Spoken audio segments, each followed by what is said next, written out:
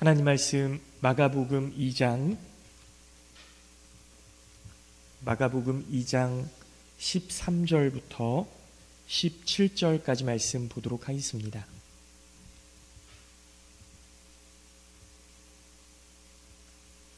마가복음 2장 13절부터 17절까지 말씀, 신약성경 55쪽입니다. 마가복음 2장 13절부터 17절까지 말씀 제가 봉독해서 읽도록 하겠습니다. 예수께서 다시 바닷가에 나가심에 큰 무리가 나왔거늘 예수께서 그들을 가르치시니라. 또 지나가시다가 알페오의 아들 레위가 세관에 앉아있는 것을 보시고 그에게 이르시되 나를 따르라 하시니 일어나 따르니라. 그의 집에 앉아 잡수실 때에 많은 세리와 죄인들이 예수와 그의 제자들과 함께 앉았으니 이는 그러한 사람들이 많이 있어서 예수를 따름이러라. 바리새인들의 서기관들이 예수께서 죄인 및 세리들과 함께 잡수시는 것을 보고 그의 제자들에게 이르되 어찌하여 세리 및 죄인들과 함께 먹는가? 예수께서 들으시고 그들에게 이르시되 건강한 자에게는 의사가 쓸데없고 병든 자에게라야 쓸데있느니라.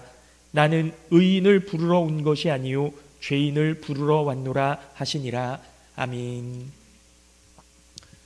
할렐루야. 네, 오늘 예배에 나오신 우리 모든 성도님들 주님의 이름으로 환영하고 축복합니다. 하나님의 은혜와 사랑이 늘 함께 하시기를 예수님의 이름으로 기도하겠습니다. 네, 오늘 말씀의 제목 죄인을 부르러 왔노라, 이렇게 예수님께서 선언하신 건데요. 죄인을 부르러 왔노라.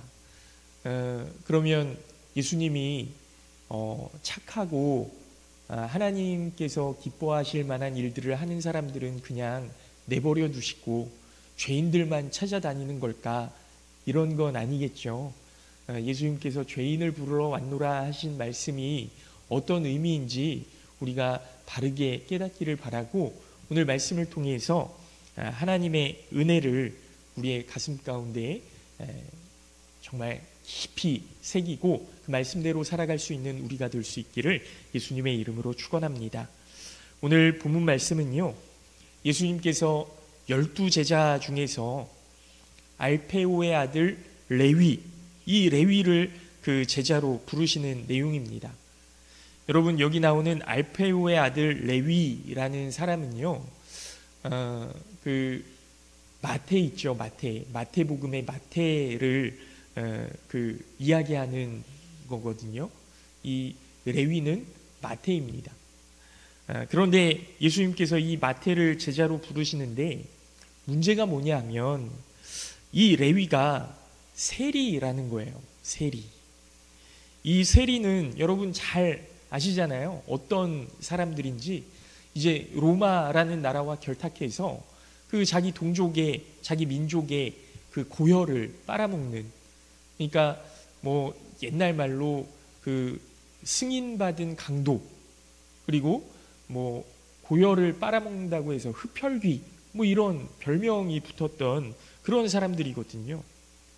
사회에서 매국노로 낙인 찍혀버린 그런 아주 나쁜 사람들입니다. 그래서 이 세리가 당시에 얼마나 나쁜 인간이었냐 하면 그 거지 있잖아요. 거지. 이 거지도 세리가 주는 동전은 받지 않았다고 해요. 그러니까 거지 입장에서는 사실 뭐 주면 고마운 것 아닙니까? 그런데 이 거지도 세리가 주는 돈은 받지 않겠다. 얼마나 나쁜 사람이었길래 그런 걸까요? 그리고 이 세리가 법정에서 증언할 때 있잖아요. 증인으로 그 채택이 돼서 법정에서 증언을 할 때 이 세리의 증언은 그 법적으로 인정이 되지 않았다라는 거예요. 증언으로 채택이 되지 않았다는 겁니다. 그렇게 나쁜 인간의 증언을 어떻게 믿을 수 있겠냐, 이런 거죠. 심지어 이 세리에게 거짓말하는 것은 처벌받지 않는다, 이런 규정이 또 따로 마련될 정도로 이 세리에 대한 인식과 이 세리에 대한 사회적인 평판은 굉장히 안 좋았다라고 할 수 있는 거죠. 범죄자가 아니지만 범죄자 취급을 당하고 있었던 그런 세리의 모습입니다. 그런데 예수님께서 이런 악한 사람을 제자로 부르시는 거예요. 나를 따르라, 그렇게 부르시는 겁니다. 그러니까 그 사건이 얼마나 파장이 컸겠습니까? 지금 예수님은 막 그 놀라운 기적들을 베푸시고 메시아가 아니냐, 하나님의 그 아들이 아니냐, 막 이런 이야기가 오고 가고 있는데 이 세리를 제자로 부르시니까요. 게다가 예수님께서 레위의 집에 들어가셔서 식사를 하시는데 레위뿐만 아니라 많은 세리와 죄인들이 그 자리에 함께 있었다는 거예요. 함께 식사를 하고 대화를 하고 예수님을 만나서 담소를 나누고, 그래서 바리새인들과 서기관들이 예수님의 제자들과 예수님께 이거 어떻게 된 겁니까? 말도 안 되는 이야기 아닙니까? 당신 유대인 아닙니까? 이스라엘 사람 아닙니까? 막 이렇게 항의를 하는 거죠. 이런 상황에서 예수님께서 내가 왜 이렇게 행동하는가에 대해서 말씀해 주시는데요. 17절 말씀을 보면 예수께서 들으시고 그들에게 이르시되 건강한 자에게는 의사가 쓸데없고 병든 자에게라야 쓸데있느니라. 나는 의인을 부르러 온 것이 아니요 죄인을 부르러 왔노라 하시니라 그랬습니다. 예수님께서 레위를 제자로 부르시고 세리들과 죄인들의 식탁에 앉으신 이유는 예수님께서 죄인을 부르러 오셨기 때문에 그렇다는 거죠. 이 놀라운 예수님의 선언이 의미하는 바가 큽니다. 여러분, 이 선언 때문에 예수님께서 십자가를 지신 것 아닙니까? 이 선언 때문에 예수님께서 수많은 사람들에게 손가락질을 당하시고 모욕을 당하시고 수치를 당하시고 그 가진 고난과 모욕을 다 당하셨던 거예요. 또 이 선언 때문에 저와 여러분이 예수님의 구원을 입을 수 있었던 겁니다. 그 은혜를 우리가 맛볼 수 있었던 거죠. 그런데 이제 예수님의 이 선언에 대해서 긍정적으로 받는 사람들이 있었고요, 부정적으로 받는 사람들이 있었어요. 예수님의 선포를 감사와 감격으로 받았던 사람들이 있고, 그리고 이 예수님의 선포를 저거 말도 안 되는 이야기 하고 있네, 무슨 죄인을 부르러 와, 이렇게 반응했던 사람들이 있다는 거죠. 먼저 긍정적인 반응으로 받았던 사람들이 누구였겠습니까? 그 세리, 죄인, 이 사람들이 예수님의 그 선언을 감사와 감격으로 받는 거예요. 사람들이 우리를 손가락질하고 죄인이라고 이렇게 도태시키고 우리와 어울리려고 하지 않고 말을 섞으려고 하지 않고 나도 유대인인데 뭐 이랬던 사람들은요, 그 예수님의 그 선언이 너무 감격적인 겁니다. 너무 감사한 거예요. 그리고 부정적인 반응을 보였던 사람들은 바리새인들과 서기관들, 당시 종교 지도자들 아니겠습니까? 먼저 세리마태는 예수님의 부르심에 두 가지 반응이 있었는데요, 이 감격과 감사를 했던 세리, 이 레위는 가장 먼저 어떤 반응이었냐면 즉각적인 결단이 있었다는 거예요. 즉각적인 결단.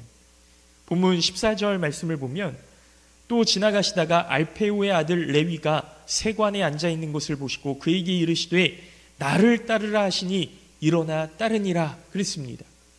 사실 이 말씀이 간단한 표현이지만 그렇게 간단한 사건은 아니에요. 왜냐하면 세리 레위에게는 엄청난 결단이 필요했던 거거든요. 지금까지 누리던 모든 것을 다 포기해야 하는 그런 상황입니다. 그리고 앞으로 내가 세리라는 직책을 내려놓았을 때 사람들이 나를 어떻게 대할 것인가. 여러분, 세리 레위는요, 지금까지 그 세금을 거두면서 로마의 보호를 받을 수 있었던 건 아니겠습니까? 왜냐하면 세금을 거둬서 로마에 바치니까요, 이 당시에 주둔하고 있던 로마 군들이 이 세리를 지켜줬을 거라고요. 이 로마 군대를 어쩌면 자기 마음대로 세금 걷어야 되는데 저 사람 안 낸다, 이렇게 이야기하면 군인들이 그 사람 잡아올 것 아닙니까? 그러니까 보호를 받고 있는 상황이었는데 레위가 그 세리라는 자리를 내려놓으면 더 이상 보호받지 못하는 거예요. 그 당시에 그 세리들만 골라내서 테러하고 죽이려고 하는 사람들이 얼마나 많았습니까? 근데 이제 그런 보호를 받을 수 없으니까 앞으로 이 사람이 어떻게 될 것인가? 자신에게 벌어질 일들도 감당해야 되는 것이고 어느 정도는 본인도 희생해야 되는 그런 일도 있는 거예요. 생각해 보십시오. 지금은 예수님이 메시아이심을 확신하고 따르는데, 그런데 좀 있다가 보니까 이분이 메시아가 아닌 것 같아. 그럼 어떡할 거냐? 레위는 모든 인생이 다 끝나는 거예요. 다시 돌아갈 수 없는 겁니다. 베드로나 안드레, 야고보, 요한, 이 어부일을 하는 사람들도 예수님이 부르셨을 때 그 그물과 배를 다 버리고 집도 버리고 가족들도 버리고 예수님을 따랐거든요. 그런데 이 사람들은 돌아갈 집이 있지 않습니까? 돌아갈 가족들이 있잖아요. 돌아갈 그 삶의 터전이 그냥 그대로 남아있는 것 아닙니까? 언제든지 내가 다시 갈릴리로 돌아가서 어부 일을 할 수 있는 것 아니에요. 기술직이잖아요. 기술직. 그런데 레위는요, 이 세리라는 직책을 딱 내려놓으면 다시 돌아갈 수 없어요. 로마가 그 사람을 뭘 믿고 다시 씁니까? 이렇게 예수님의 부르심에 대해 레위는 엄청난 결단을 하고 순종했던 거죠. 그리고 그 예수님의 말씀을 감사함으로 받은 거예요. 그렇게 순식간에 결단할 수 있을 만큼 너무나 감사하고 감격했던 거죠. 또 레위의 두 번째 반응이 뭐였냐면 사람들을 위해서 잔치를 베풀었다라는 겁니다. 잔치를 베풀었다. 여러분 본문 15절 말씀에서는 예수님께서 그의 집에 앉아 잡수실 때에 이렇게 표현하고 있는데요. 앉아서 잡수실 때 많은 세리와 죄인들이 예수와 그의 제자들과 함께 앉았다. 그러니까 여러분, 이 많은 사람들이 앉아서 먹을 만한 공간이 있고 함께 먹었다라는 건요, 그냥 간단한 식사 정도가 아니고 잔치를 베풀었다는 거예요. 레위가 자신의 삶의 가장 중요한 시점에 모든 것을 다 버려야 하는 시점에 잔치를 베풀었다. 여러분 좀 의미가 있어 보이지 않습니까? 누가복음 5장 말씀에 보면 이 똑같은 내용이거든요. 세리였던 레위를 예수님께서 부르시는데 이 레위가 그냥 밥 한 끼 정도가 아니라 잔치를 베풀었다라는 것을 분명히 알 수 있어요. 그런데 이 잔치는 자신을 위한 것이 아니었고 예수님을 위한 것이었다라는 거죠. 내가 모든 것을 다 포기하니까 이제 마음껏 내가 가지고 있던 거 그냥 다 먹고 놀자, 이게 아니라 예수님이 나를 부르셨으니 예수님을 위해서 내가 이 잔치를 베푸는데 나와 같은 사람들, 나와 같은 세리들, 죄인들, 이 사람들을 다 불러 모아서 예수님이 우리를 부르시고 계신다, 예수님이 우리를 사랑하고 계신다, 우리가 하나님께로 돌아오기를 원하신다 하는 그 마음으로 잔치를 베푸는 거예요. 여러분 보십시오. 지금까지 이 세리 레위는요, 누군가를 위해서 살아본 적이 없는 사람입니다.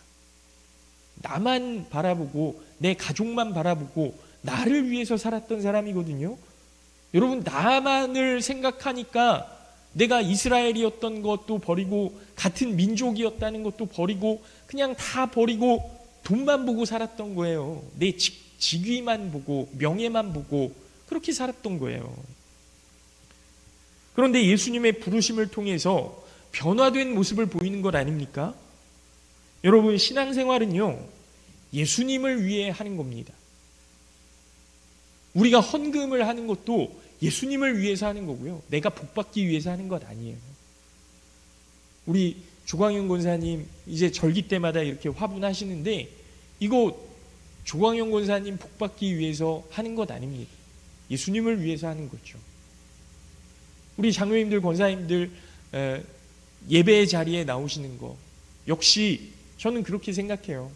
내가 복받기 위해서가 아니고 내 자손들이 복받기 위해서가 아니고 예수님께서 나를 부르셨으니 예수님을 위해서 이 자리에 나오신 줄로 믿습니다.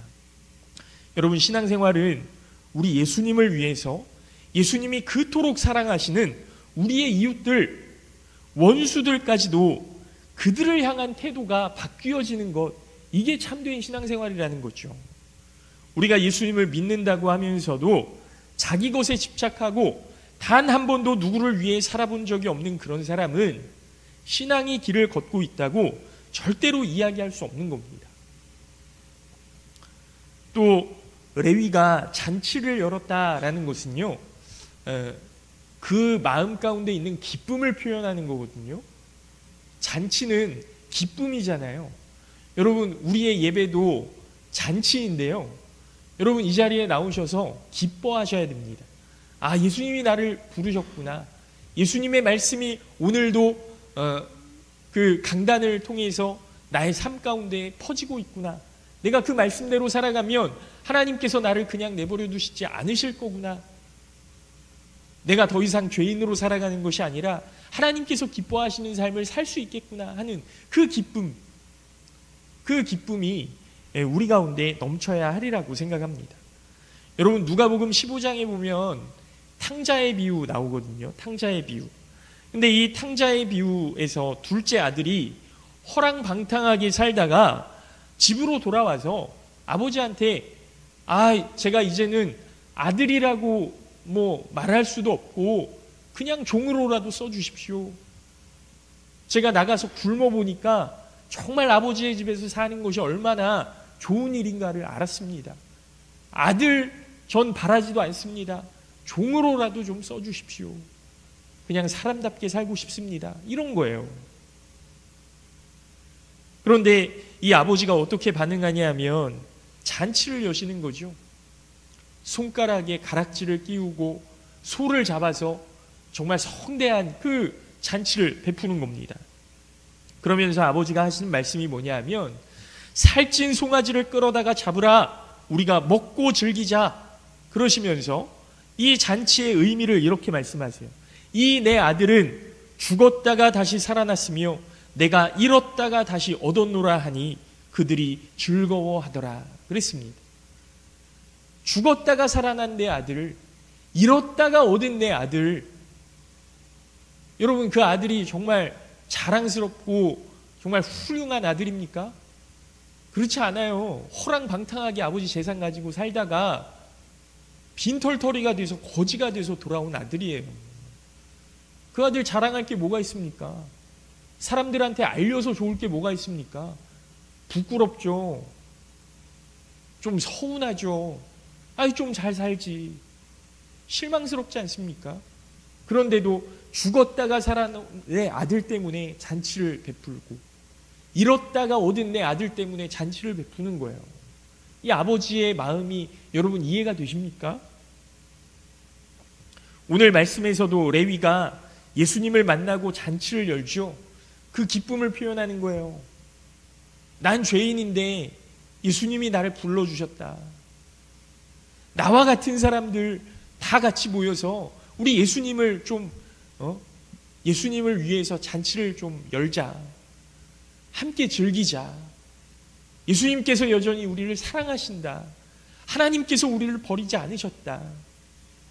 우리 이제는 우리가 죄된 우리의 삶을 좀 내려놓고 정말 하나님께서 기뻐하시는 삶을 살아가자.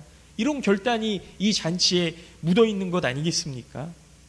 내 안에 넘치는 그 기쁨을 이웃들과 함께 나누고 싶은 거예요. 나와 같은 처지의 이웃들과 함께. 여러분, 오늘 우리 교회를 한번 생각해 보십시오.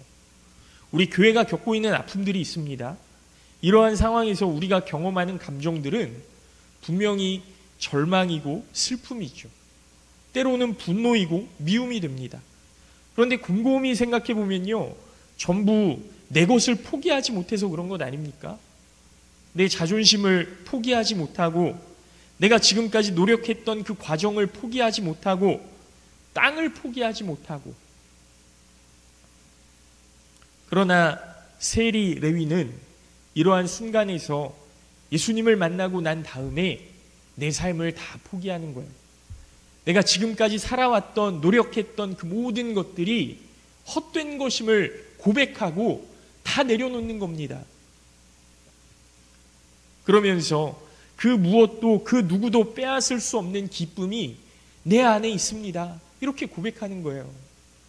내가 이 재산을 다 포기하지만 지금까지 세리로 살아왔던 그 명예, 로마에 인정받았던 그 시민권들 다 내려놓으면서, 그럼에도 불구하고 이 돈이, 이 명예가, 내 과거의 삶이 빼앗을 수 없는 내 안에 기쁨이 있다. 그게 뭐예요? 예수님께서 나를 제자로 부르셨고 하나님께서 나를 여전히 사랑하신다. 포기하지 않으셨다. 그 감사와 감격이 그 무엇도 그 누구도 빼앗을 수 없는 기쁨이 되는 거죠. 우리도 이러한 기쁨을 맛보아야 하리라고 믿습니다. 참으로 예수 그리스도를 만나야 하리라고 믿습니다. 바라기는 우리 모든 성도님들이 예수 그리스도를 통하여 레위가 경험한 그 희망과 기쁨을 누리실 수 있기를 예수님의 이름으로 축원합니다. 그러면 세리 레위가 누렸던 그 기쁨과 감격을 유지하기 위해서 세리 레위가 예수님의 그 부르심을 듣고 즉각적인 결단을 했고 잔치를 베풀었다는 것 아닙니까? 그런데 그 감격과 감사를 지속적으로 우리가 누리기 위해서 어떻게 해야 될까? 두 가지를 말씀드리고 말씀을 마치려고 해요. 첫째는 자기 스스로에 대해 죄인임을 인식해야 된다라는 겁니다. 나는 죄인입니다. 이걸 인식해야 된다는 거예요. 여러분 17절 말씀을 다시 한번 읽어드립니다. 예수께서 들으시고 그들에게 이르시되 건강한 자에게는 의사가 쓸데없고 병든 자에게라야 쓸데있느니라. 나는 의인을 부르러 온 것이 아니요 죄인을 부르러 왔노라 하시니라 그랬습니다. 여러분 이 말씀이 어떤 의미일까요? 정말로 의인은 그냥 내버려 두시는 걸까요? 아니죠. 의인인 줄 착각하는 사람을 부르러 온 것이 아니고 자신을 죄인으로 여기는 사람, 하나님 앞에 겸손히 자신의 잘못을 내려놓을 수 있는 그 사람, 예수님은 그 사람을 부르러 오셨다라는 말씀입니다. 그 사람에게 기쁨을 주시려고, 그 사람에게 구원의 은혜를 주시려고 이 땅 가운데 오셨다는 말씀이에요. 여러분 레위, 이 레위의 이름의 뜻이 뭐냐면요, 연합함이라는 뜻입니다. 연합함. 이 야곱의 그 12아들 가운데 한 사람이잖아요. 연합함. 지금까지 레위는요, 연합하기보다는 혼자 살았던 사람입니다. 그래서 여러분 혼자 사는 사람들, 나만 잘났다고 하는 사람들, 그냥 나만 생각하고 사는 사람들, 여러분 어떠세요? 어떠십니까? 딱 손가락질 당하기 십상이에요. 그냥 나 잘났다고 하는 사람들, 그래? 그래, 너 알아서 살아. 너 맘대로 살아. 그냥 그렇게 도태되고 배척당하고 혼자 스스로 그렇게 스스로를 왕따로 만드는 것 아닙니까? 그래서 손가락질 당하고 배척당하는 비참한 인생을 살았어요. 레위가요. 그런데 여러분 알페오의 아들 레위, 이 알페오 아버지가 레위라는 이름을 지어줄 때에는 야 레위야, 너 정말 사람들과 함께 연합해서 기쁨을 누리면서 우리 민족을 위해서 그렇게 살았으면 좋겠다라고 레위라는 이름을 지어주지 않았을까요? 이스라엘 12지파 가운데 레위 지파에 소속된 사람으로 너 그 레위 지파라는 그 자긍심을 가지고 이스라엘 민족을 위해서 살았으면 좋겠다. 연합했으면 좋겠다. 그런 마음을 가지고 그 레위라는 이름을 지어주지 않았을까요? 그런데 그 이름대로 살지 못하는 거죠. 나만 잘 살면 돼. 무슨 상관이야, 남이 어떻게 살든.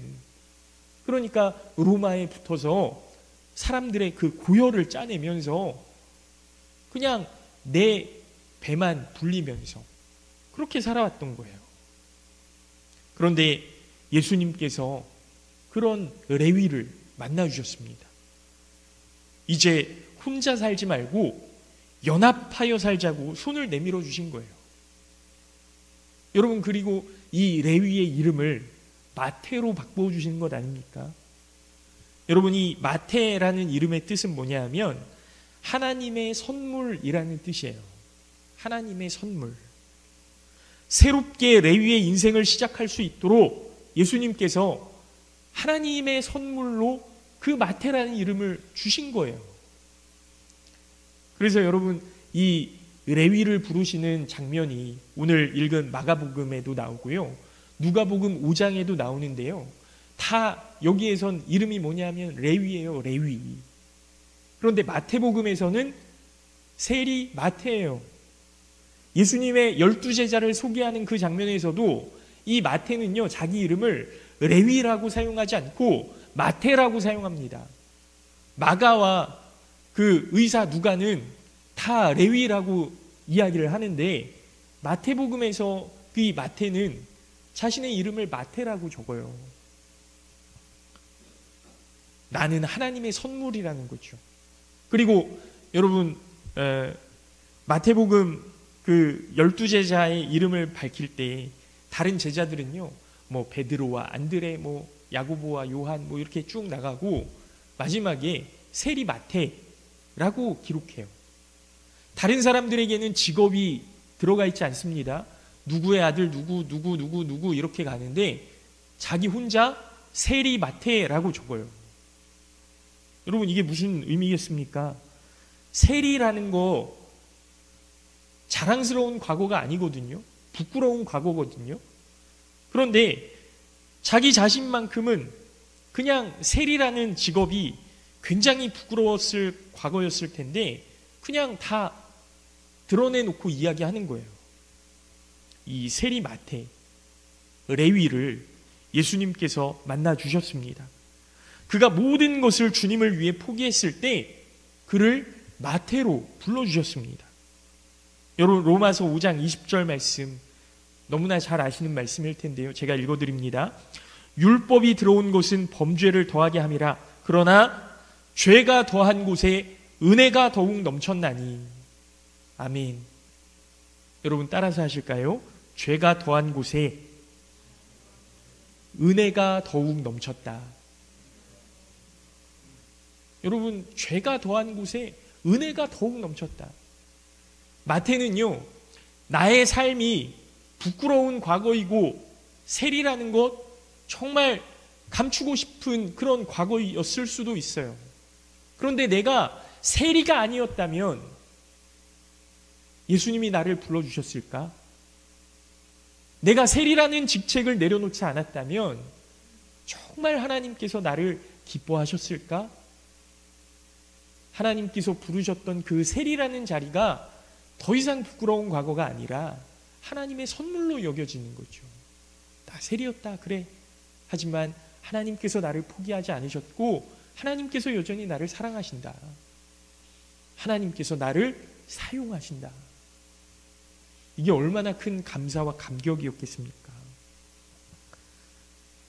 죄가 더한 곳에 은혜가 더욱 넘치게 된다는 사실을 여러분 기억하시기 바랍니다. 스스로를 의인으로 여기기보다 죄인임을 분명히 아시고 날마다 하나님의 은혜로 감격하며 감사하며 살아가시는 우리 모든 성도님들 되시기를 예수님의 이름으로 축원합니다. 두 번째로, 우리가 레위처럼 감사와 감격을 유지하며 살아가기 위해서는 상대방을 예수님의 기준으로 대하라는 거예요. 예수님의 기준. 여러분, 예수님께서는 잘못된 것에 대해 잘못되었다고 분명히 말씀하셨어요. 세리 레위를 향해서 나는 죄인을 부르러 왔노라 이렇게 말씀하시거든요. 그러니까 레위가 누구라는 얘기예요? 죄인이라는 이야기예요.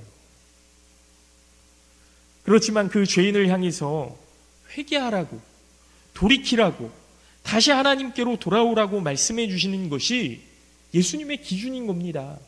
그래, 너 세리 맞아. 잘못했어. 죄인들에게도 다 그렇게 말씀하셨을 겁니다. 그러나 하나님은 여전히 너희를 사랑하신다. 하나님은 여전히 너희를 기다리고 계신다. 그러니 너희의 잘못된 것을 내려놓고 이제부터라도 하나님께서 기뻐하시는 삶을 살아야 된다. 이렇게 말씀하신 것 아닙니까? 여러분, 예수님이요, 간음했던 여인, 현장에서 잡힌 그 여인을 향해서 무조건 사람들에게 그냥 용서해줘라. 그럴 만한 이유가 있었겠지. 용서해야 된다. 이게 하나님의 뜻이다. 이렇게 이야기하지 않으셨어요. 너희들 가운데 죄 있는 자가 돌로 쳐라. 죄 없는 자가 돌로 쳐라. 그렇게 이야기했을 때 그 사람들이 자신이 죄인임을 알고 다 돌아가지 않습니까? 그리고 그 여인에게 뭐라고 이야기하시냐면, 너를 정죄하는 자가 없으니 너도 돌아가서 다시는 죄를 짓지 말라. 다시는 죄를 짓지 말라. 너 죄 진 거 맞아. 그런데 하나님께서 너를 용서하신 거다. 다시는 어디 가서 죄 짓지 말아라. 여러분, 이게 예수님의 기준이에요.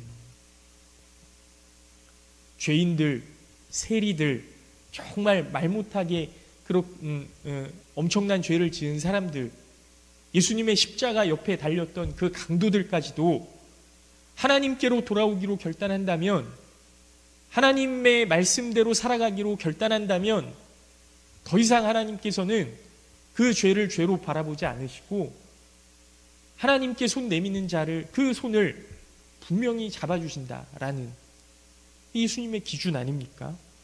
여러분, 우리도요, 뭔가 잘못했던 사람들 그냥 아우 저 사람 저거 변하겠어? 아우 사람은 고쳐 쓰는 거 아니래?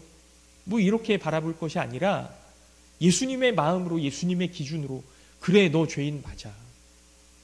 하지만 나도 죄인이었다. 예수님께서 나를 용서하셨다. 너도 용서하실 거다. 이게 세리 마태라는 이름에 붙어있는 그 예수님의 기준 아니겠습니까? 여러분, 그 죄인을 향해 회개하라고, 돌이키라고, 다시 하나님께로 돌아오라고 말씀해 주시는 것, 그게 예수님의 기준임을 기억하시기 바랍니다. 그 죄를 다 덮고 그래, 그럴 만한 이유가 있었겠지, 그렇게 말씀하시는 것이 아니고, 이제 너의 죄를 회개하라. 너 지금까지 잘못된 인생이었다. 이제라도 늦지 않았으니 하나님의 뜻대로 살아야 된다. 권면하는 거죠. 사랑하는 성도 여러분, 예수님의 부르심, 우리가 바라고 우리가 향하는 표대는 의인이 되기 위한 것이 아니라 내가 죄인임을 깨닫는 자리가 되어야 하리라고 믿습니다. 여러분, 우리 교회 표어, 부르심, 그 표대를 향해 여러분, 예수님께서 우리를 부르시는 그 자리는요, 내가 죄인임을 깨닫는 자리예요. 그리고 우리가 향해야 되는 표대는 뭐냐면요, 죄인의 자리에서 이제 더 이상 죄인으로 살아가지 아니하고 하나님께서 기뻐하시는 삶을 살겠습니다. 즉시 따르니라. 여기가 우리의 표대가 되어야 할 줄로 믿습니다. 사랑하는 성도 여러분, 이제 말씀을 마칩니다. 죄인을 부르러 왔노라 하신 그 말씀이 여러분, 우리의 가슴 속에 들려질 수 있기를 예수님의 이름으로 축원합니다. 예수님께서 우리를 여전히 기다리고 계시고 여전히 우리를 사랑하시고 우리가 회개하고 돌이키기를 기다리고 계신다는 사실을 믿으시기 바랍니다. 죄인을 부르러 왔노라, 그 말씀을 기억하시면서 예수님, 제가 죄인입니다. 그러나 여전히 나를 포기하지 않으시고 나를 사랑하시는 줄로 믿고 여전히 우리의 이웃들을 사랑하고 기다리고 계심을 믿고 예수님의 그 마음을 품고 세상 살아갈 수 있도록, 승리하는 삶 살아갈 수 있도록, 하나님께서 기뻐하시는 삶 살아갈 수 있도록 도와주시옵소서. 기도하시며 살아가시는 우리 모든 성도님들 되시기를 예수님의 이름으로 축원합니다. 잠깐 기도하겠습니다.